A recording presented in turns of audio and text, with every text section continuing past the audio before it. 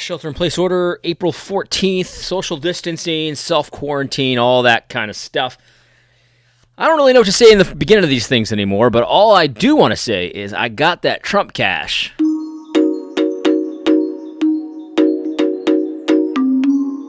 I got that Trump cash. I got that Trump cash. I don't know, man. Socialism is feeling pretty good this morning. I'm going to turn that Trump cash into something that the government does not want me to turn into. Maybe precious metals, maybe a firearm of some kind, whatever it is, or maybe just seeds to grow a garden. They don't even want you to have that these days. Whatever it is, though, I'm going to stick it to the man with this Trump cash. All right. Just a couple quick topics today. Yeah, lots of stuff is happening, no question about it. There's a lot of stuff happening, and I want to just respond to somebody on Twitter and also watch a video from the El Presidente, Donald Trump. So here we have J+0. He tweeted at me an article about a bishop who died of coronavirus, and he was one of these guys that was going to have church services either way, and he wanted my thoughts on that. And I didn't really know what he was talking about. Thoughts on what? I'm sad that a guy died of coronavirus. I'm sad that a pastor died of coronavirus.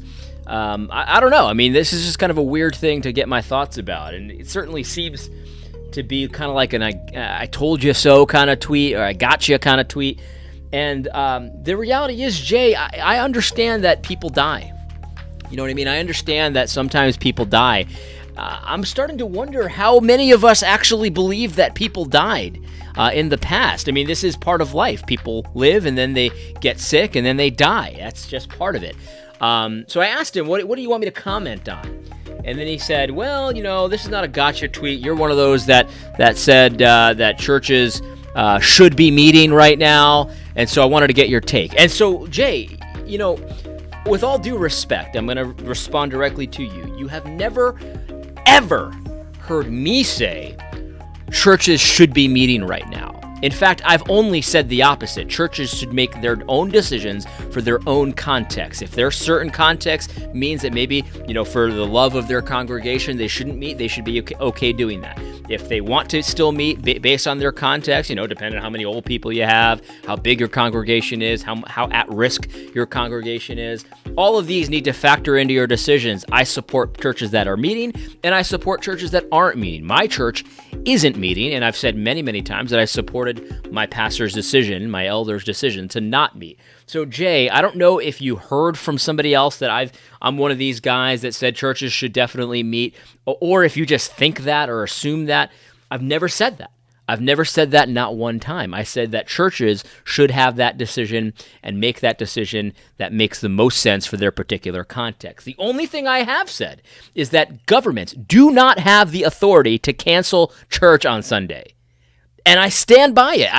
I just can't imagine where they would get that authority. If the government has the authority to cancel a church or not, depending on what they think is in the best interest of public health, then the church has no authority of its own, because you can pretend like the church has authority, but if the government can say, "Oh, it's too dangerous to meet," then the church has no authority at all. None. And so I don't really know what you want me to say here, Jack. I'm very sad that this guy died. Also, I didn't read the article, and I'm not going to because I'm not interested in this, but it certainly seems to me like the implication is that he caught this during the church service or had it during the church service and is infecting so many others, which I don't know if it's true or not, and I'm not really sure what you're hoping. Did he die obediently? I have no idea based on this headline. I'm willing to bet that if you read the article, you would still have no idea if he died obediently. Yeah, the other option you give me is he put his congregation and family at unnecessary risk. Well, unnecessary to who? This is the other thing, Jack. Unnecessary risk. Who gets to decide what's necessary and unnecessary? My opinion, Jack, is that every person gets to decide that for themselves. So in other words, if my church was having services, which they're not, and I support my pastors, if my church was having services, I would need to decide for me and my family what an unnecessary risk is. Do I go worship God with my congregation, or do I stay home because I have chronic asthma, or my kid has this or that? Or, everyone makes, this is what my whole point is.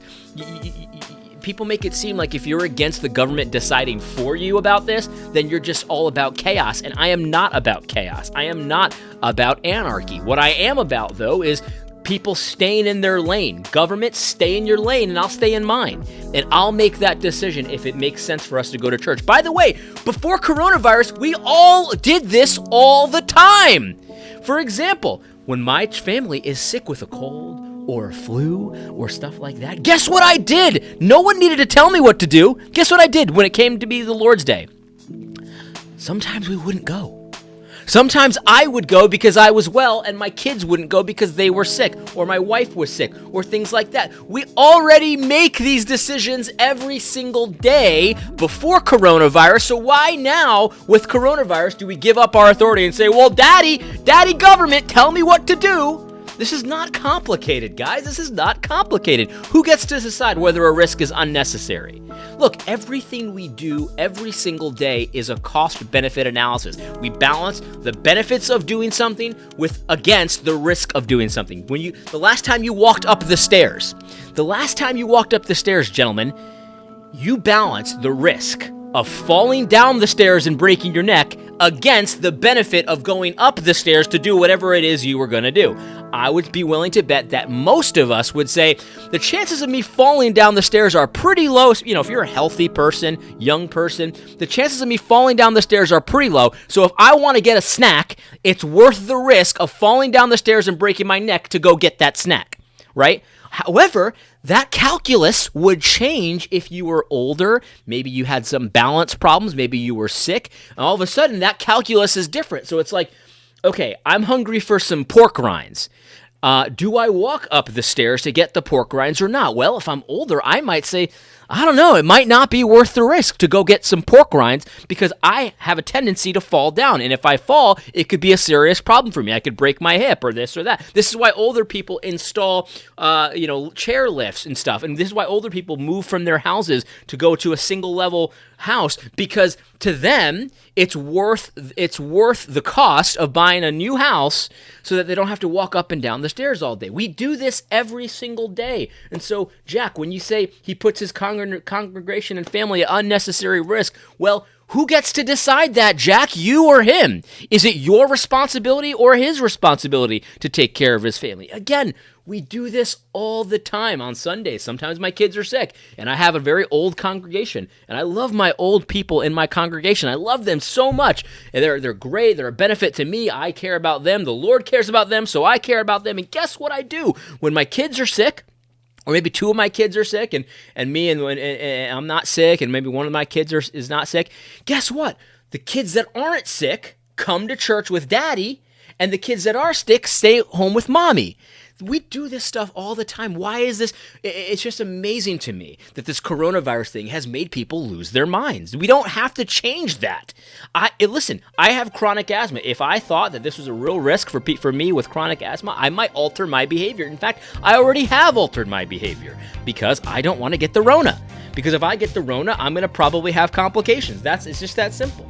So, Jack, I know that you think this is a gotcha. You think this is a good question. This is not a good question.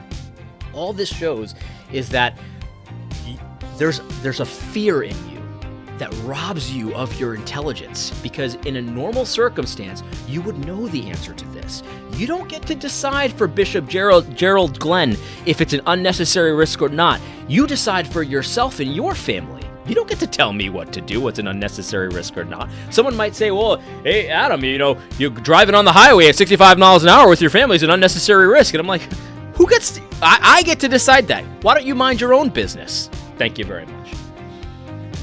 Number 3 says, perhaps people who want to gather should first see if they are healthy enough, etc. Yeah, that's the answer. Everyone stay in their lane. Government, you stay in your lane. Church, you stay in your lane, and I'll stay in my lane. God gives me certain authorities over my family that he does not give to you, Jack, or my pastors, or the government. And I'm happy to continue doing that. That's just how it is. So I'm sorry if this is like snarky or if I'm making you feel stupid or stuff like that, but these are really actually quite simple questions. They're very simple. People all of a sudden, all these non-theonomists are quoting Leviticus. Oh, the quarantine laws, the quarantine laws. You don't understand the quarantine laws if you think that the biblical method of quarantine is to make sure that people that are healthy can't leave their houses. That's not what the law says. That's not what the general equity of the law says. My goodness gracious, people have lost their minds. Why are people losing their minds? That's what I'd like to know. Why are people losing their minds? It's a very simple thing. Jack, you want my thoughts? My thoughts are this. I'm sad that this man died. I'm sad that this man died. It has nothing to do with whether or not the government has the right to cancel church. People die. People die every year. People die every flu season. People die when it's not flu season. All that stuff. The government does not have the right, just because people might die, to cancel church. It's a simple statement. It's a very soft statement either. I'm not saying that people should have church or should not have church. A lot of people are making them and say, oh, AD wants people dead. No, I don't. I want people making the decisions that God has given them to make for themselves. God did not give the government the right to cancel church. That does not mean you necessarily have to have church. What it does mean, though, is that the churches should decide for themselves. This is true biblically, and this is also true constitutionally. Any way you slice it, this is true. That's that. That's my whole opinion. Anyway, I hope you found this video helpful. God bless.